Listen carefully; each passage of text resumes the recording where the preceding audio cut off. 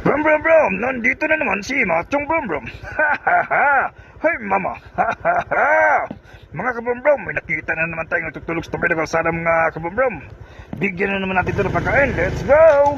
Punta tayo sa Jollibee mga kabrum-brum para bumili ng pagkain para ibigay doon sa natutulog sa tabi ng kalsada. Patulong na naman tayo ngayong gabi mga kabrum-brum doon sa natutulog sa tabi ng kalsada. Kabigay na naman tayo ng pagkain at saka pera mga kabrum-brum. At least man lang sa ganitong paraan nakatulong tayo. Let's go mga kabrum-brum, bibili natin ng pagkain. Let's go! Dito na tayo sa may Jollibee mga kabrum-brum, bibili na tayo ng pagkain para ibigay doon sa natutulog sa tabi ng kalsada. Let's go mga kabrum-brum, pasok tayo, let's go.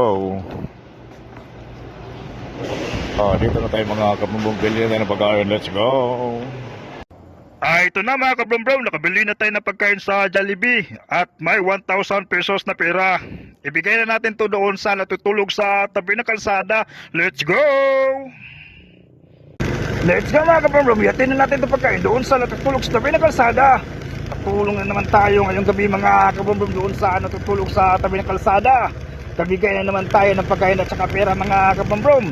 At least man lang sa ganitong paraan nakatulong tayo sa kanya mga kabrum-brum. Pagising niya mayang umaga, may makain siya. At masaya siya na may makita siyang pera at pagkain mga kabrum-brum. Let's go mga kabrum-brum, yatin na natin itong pagkain. Let's go!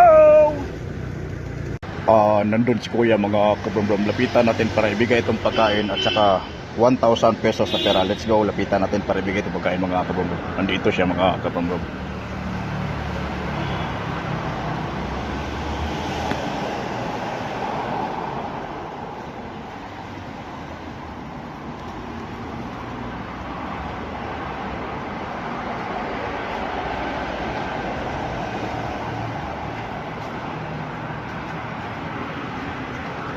Let's go mga kabrum-brum, nabigay natin pagkain kay kuya. Let's go.